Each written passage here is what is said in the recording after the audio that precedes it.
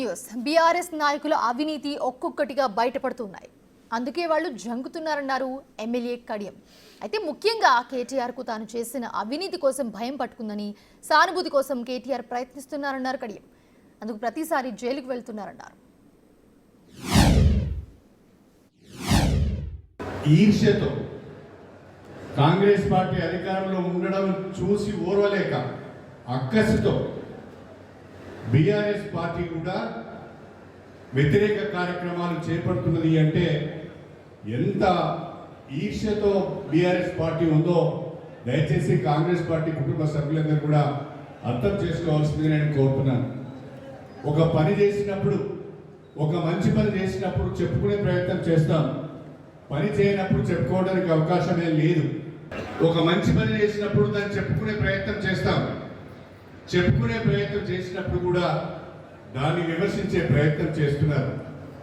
ఒక మాటలో చెప్పాలంటే బీఆర్ఎస్ పార్టీకి చెందిన పెద్దలు ఎందుకు తొందరపడుతున్నారో నాకు అర్థం కావడం లేదు.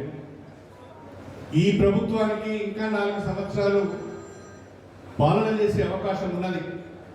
ప్రజలు ఆ అధికారం ఇచ్చారు.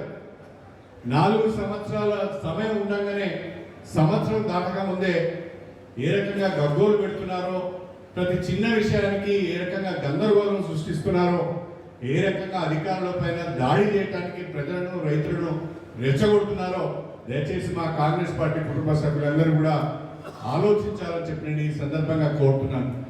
ప్రజలు కూడా దీన్ని గమనించాలని చెప్పి నేను ఈ సందర్భంగా కోరుతున్నాను.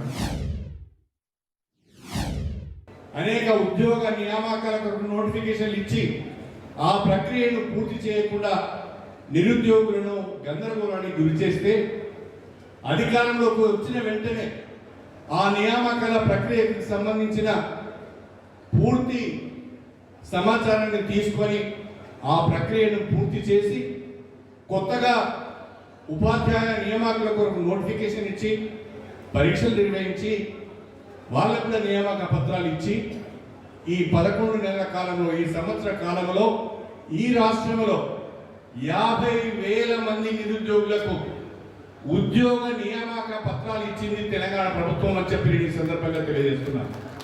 దేశంలో ఎక్కడైనా ఏ రాష్ట్రమైనా ఒక సంవత్సరంలో, ఒక క్యాలెండర్ ఇయర్లో 50,000 ఉద్యోగ నియామకాలు ఇచ్చిందని అడుగుతున్నాను.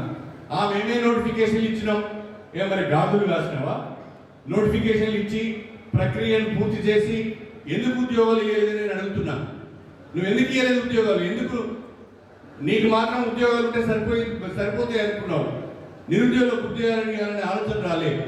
అంటే నిరుద్యోగులకు ఉద్యోగాలు ఇస్తే మా మాట వినాలనే ఉద్దేశంతో, ఒక నియంతృత్వ ఆలోచనతో, ఒక నియంత ఆలోచనతో అవన్నీ పెండింగ్లో పెడితే రాగానే ఆ ప్రక్రియ అంతా పూర్తి చేసి 50,000 ఉద్యోగాలు ఇచ్చిన చరిత్ర కాంగ్రెస్ ప్రభుత్వాన్ని అనే విషయం వాస్తవం కాదని నేను అడుగుతున్నాను. BRS party working president KTR గారికి, అదేవిధంగా హరీష్ రావు గారికి ఏదో పిచ్చి కుక్క కలిసినట్టు నాకు అనుమానం వస్తున్నది. వాళ్ళు ప్రతిరోజు పత్రికల్లో ఉండాలి, ప్రతిరోజు ఉదయం సాయంకాలం మీడియాలో ఉండాలనే తపన తప్ప మరొకటి లేదు. ప్రతిపక్షము ప్రభుత్వానికి తగు రీతిలో సలహాలు, సూచనలు ఇవ్వాలి, విమర్శలు కూడా చేయాలి. అవి సహేతుకంగా ఉండాలి, ప్రజలకు ఉపయోగపడే విధంగా ఉండాలి. 10 సంవత్సరాలు ఈ రాష్ట్రంలో అధికారాన్ని వెలగబెట్టి తెలంగాణ వనరులను కొల్లగొట్టి 1000 ఎకరాల భూములను ధరణి అడ్డం పెట్టుకొని దోచుకొని 1000 కోట్ల ఆస్తులను కూడబెట్టుకొని ఈరోజు శుద్ధపూస లెక్క మాట్లాడుతున్నారు. అరే, మీకు అవినీతి గురించి మాట్లాడే, నీతి గురించి మాట్లాడే నైతిక హక్కు మీకుందా అని అడుగుతున్నాను. కేసీఆర్కి కానీ, కేటీఆర్కి కానీ, హరీష్ రావు గారికి కానీ తెలంగాణ వనరులను కొల్లగొట్టి 1000 ఎకరాల భూములను మీరు సొంతం చేసుకొని 1000 కోట్ల రూపాయల ఆస్తులను కూడా కట్టుకొని బ్రహ్మాండమైన ఫామ్ హౌస్లు కట్టుకొని, ప్యాలెస్లు కట్టుకొని ఇవాళ మీరు నీతి గురించి మాట్లాడుతున్నారు. మీకు ఆ అర్హత ఉందా నేను అడుగుతున్నాను. తెల్లారి లేస్తే నిజాయితీ గురించి మాట్లాడతారు, నీతి గురించి మాట్లాడతారు. ఆ నీతి నిజాయితీ అనేది బీఆర్ఎస్ పార్టీ డిక్షనరీలోనే లేదు. మీరే కదా మొత్తం వ్యవస్థను నాశనం చేసింది, మీరే కదా మొత్తం వ్యవస్థలను విధ్వంసం చేసింది. ఇవాళ మీరు కొత్తగా మాట్లాడుతున్నారు అంటే ఆశ్చర్యం కలుగుతున్నదని చెప్పి ఈ సందర్భంగా మీ అందరికీ కూడా సవినయంగా తెలియజేసుకుంటున్నాను. వాళ్ళు చేసిన విధ్వంసం, వాళ్ళు చేసిన అవినీతి, వాళ్ళు చేసిన అక్రమాలు కుటుంబాన్ని మొత్తం తెలంగాణ కుటుంబం గుప్పిట్లో పెట్టుకున్నారు. కాబట్టి ఇది ఏదో ఒక రోజు వీళ్ళ పాపం పడుతుంది, వీళ్ళు ప్రజల ముందుకు రావాల్సి వస్తుందని తెలిసే నేను బీఆర్ఎస్లో ఉంటే ఆ బురద నాకు కూడా అడుగుతుంది, ఆ పాపం నాకు కూడా అడుగుతుందని నేను బయటకు వచ్చానని చెప్పి నేను ఈ సందర్భంగా తెలియజేస్తున్నాను. నేను ఇంత స్ట్రేట్గా మాట్లాడుతున్నా, ఇంత తీవ్రంగా మేము విమర్శలు చేస్తున్నా, మీ దగ్గర ఎవరి దగ్గరనైనా ఇక్కడ ఉన్న స్థానిక ఎమ్మెల్యేతో పాటు మీ దగ్గర ఎవరి దగ్గరనైనా కడియం శ్రీహరి అవినీతిపరుడు, కడియం శ్రీహరి భూ కబ్జాదారుడు, కడియం శ్రీహరి పదవి ఇప్పిస్తారనో, లేకుంటే పథకం ఇప్పిస్తారనో, ఉద్యోగం ఇప్పిస్తారనో, ఇంకేదన్నా అవకాశం ఇస్తారనో చెప్పి ఏ ఒక్కరి దగ్గర ఒక 10 లక్షలు కాదు 1 లక్ష రూపాయలు తీసుకున్నా నేను ఇక్కడ ముక్కు నేలకు రాసిపోతా అని చెప్పి ఈ సందర్భంగా తెలియజేస్తున్నాను. కడియం శ్రీహరి లాగా ఒక డయాస్ మీద నిలబడి మేము నిజాయితీ పరులమని చెప్పుకునే ధైర్యం అవుతుందా అని చెప్పి ఈ సందర్భంగా అడుగుతున్నా. భూకబ్జాదారులు మీరు, అవినీతి పరులు మీరు, వేల కోట్ల ఎకరాలు సంపాదించిన మీరు, వేల కోట్ల రూపాయలు సంపాదించిన మీరు, అధికారులంతా గుప్పిట్లో పెట్టుకుని నియంతగా పరిపాలించింది మీరు. కేటీఆర్కి 2 రకాల భయం పట్టుకున్నారు. ఒకటేమో పార్టీలో నాకంటే వేగంగా హరీష్ రావు గారు ముందుకు పోతున్నాడు, హరీష్ రావు బీఆర్ఎస్ పార్టీని ఎక్కడ హస్తగతం చేసుకుంటాడో నా పరిస్థితి ఏమవుతుందో అనేది ఒక భయం పట్టుకున్నది.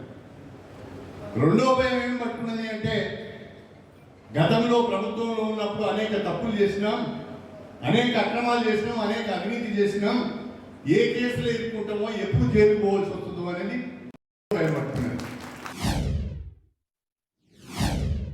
నేను జైలు పోయడానికి సిద్ధమే అంటున్నాడు. ఎందుకు జైలు పోతావు భయ్? మరి కడియం శ్రీహరిని ఎవరు జైల్లో పెడతలేడు, ప్రతాప్ రెడ్డిని ఎవరు జైల్లో పెడతలేడు.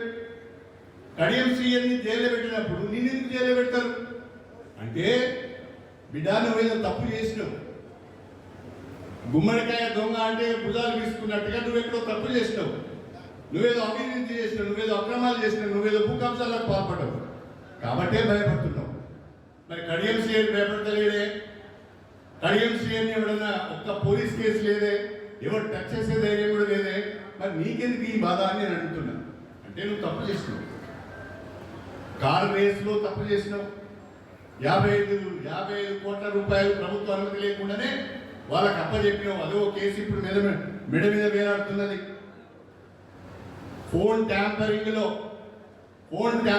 లో అనేక మంది యొక్క సంభాషణలు విన్నావని, ఆ సంభాషణలు విని వాళ్ళను బ్లాక్మెయిల్ చేసినవని స్పష్టమైన ఆధారాలు దొరికినాయి. ఆ కేసులో నువ్వు జైలుకు పోవచ్చు. మొన్న లగచర్లలో జరిగిన ఇన్సిడెంట్లో అక్కడున్న మాజీ ఎమ్మెల్యేలను అన్ని నేను చూసుకుంటే ఏమైనా పర్వాలేదు, అధికారుల పైన దాడి చేయండి అని చెప్పి నువ్వు చెప్పినట్టుగా సాక్ష్యాధారాలు ఉన్నట్టుగా తెలుస్తున్నది.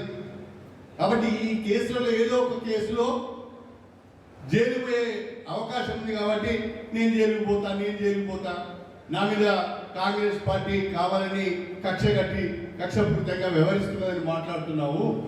అది తప్పు కేటీఆర్ గారు.